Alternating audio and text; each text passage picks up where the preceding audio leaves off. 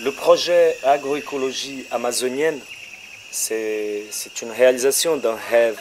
C'est-à-dire, quand je fais ma formation de technicien en agroécologie, moi je me disais, il faut absolument mettre en fonctionnement une parcelle, un terrain agricole où on peut avoir des résultats économiques, écologiques, sociaux, culturels. Et aujourd'hui, depuis plus de 10 ans, on est en train de réaliser parce que on a trouvé le marché, on a trouvé le marché en Europe et ça nous a permis d'avoir un lien directement au consommateur.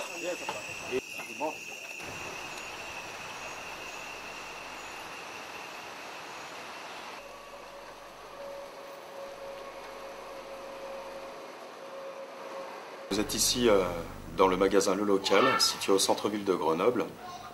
Le local a pour vocation de développer l'idée du commerce équitable. La charte la plus classique qui est donnée, c'est de rémunérer les producteurs à leur juste valeur, c'est-à-dire que déjà permettre aux producteurs de vivre correctement et non seulement de vivre, mais de se développer grâce à leur travail en achetant leurs produits à un juste prix. On a fait pas mal de voyages, on a pu rencontrer diverses cultures, confronter nos opinions, nos cultures à d'autres cultures.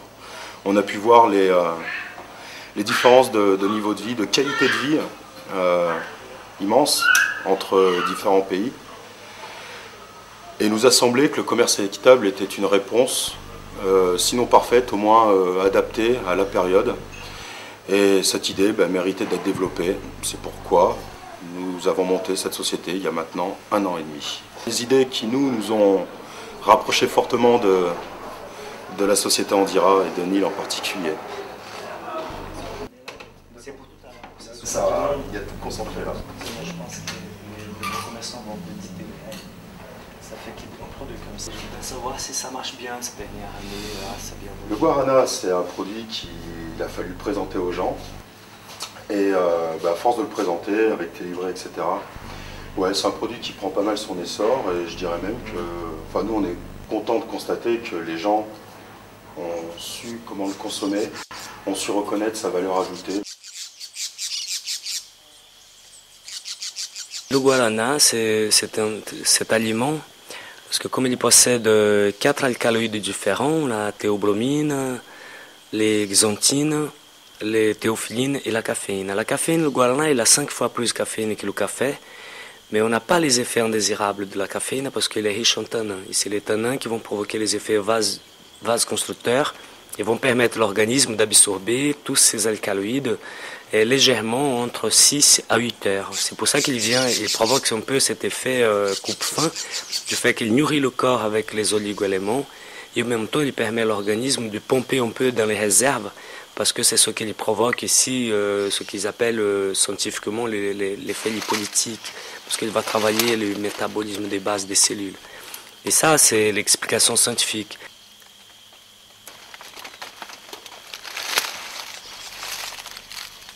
Il y a aussi dans le guarana une substance qui c'est la théobromine, qui c'est la même substance qu'il y a dans le chocolat, qui va travailler le système nerveux neurosympathique. Et le guarana, on augmente la dose de guarana quand il y a un décès dans la famille pour enlever la tristesse, l'angoisse, la mélancolie à cause de la théobromine.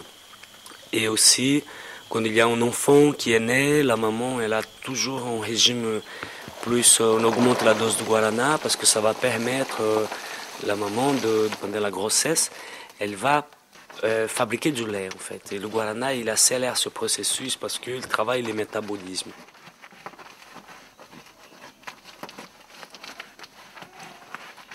En même temps, on utilise le guarana pour soigner tout ce qui est problème circulatoire, les femmes qui ont problème de douleur, des règles, les jambes lourdes, tout ce qui est problème des reins aussi, parce qu'il a un effet diurétique, ça fait uriner bien, ça élimine les toxines, ça renforce la résistance organique, parce qu'il est très très riche en oligo-éléments, calcium, phosphore, magnésium, etc., les vitamines du complexe B.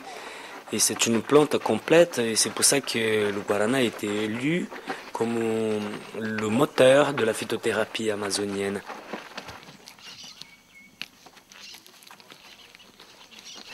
quand on voit la biodiversité amazonienne qui est immense, c'est pour ça qu'on voit cette puissance dans le guarana, parce que c'est une espèce de leader, c'est une locomotive au niveau dans le monde végétal qui sert d'aliment et en même temps on utilise pour se soigner et on utilise toutes les parties de la plante, que ce soit les fleurs, la racine, la graine, la coquille, on fait du sirop et on profite de tout. C'est une plante qui vraiment c'est symbolique quand on voit que tout est résumé dans la petite graine, dans la petite amande qui garde les principes actifs. Et à côté, il y a toute une tradition, que ce soit pour la transformer, pour la consommer. Et c'est vrai que c'est la plante qui nous donne de plus de résultats et qui ouvre les portes pour d'autres plantes et qui nous apprend des choses aussi.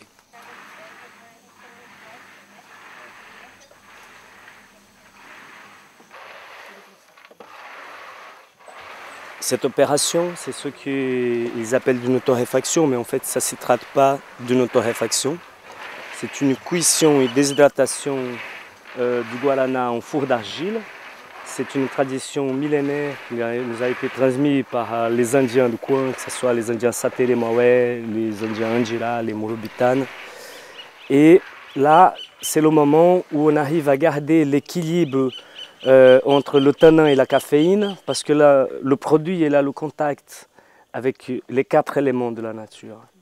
Le feu, la terre, c'est le four d'argile.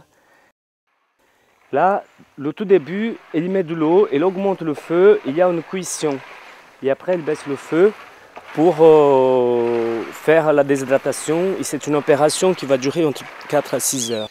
Et c'est un aliment qu'on mange régulièrement tous les jours, comme les gens boivent le thé en Europe tous les jours, le café. Ici, c'est le guarana.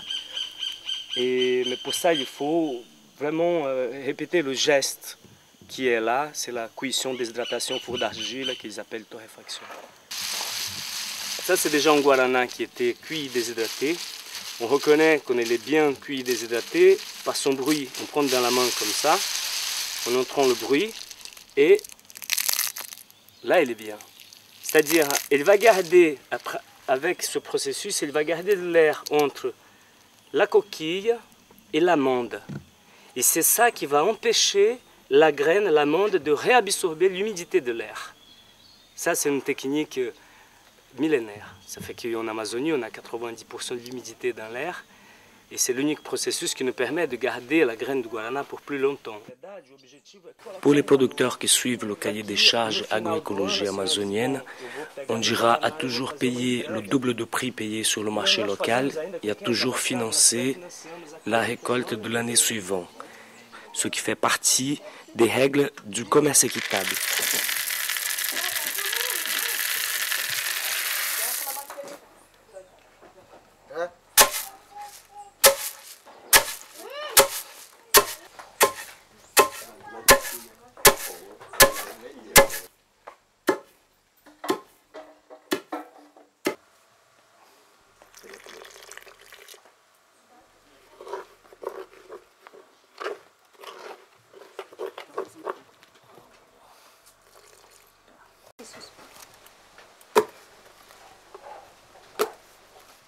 À la mesure qu'il pile les graines, quand ils sont tous cassés, il met un peu de l'eau, il continue à piler.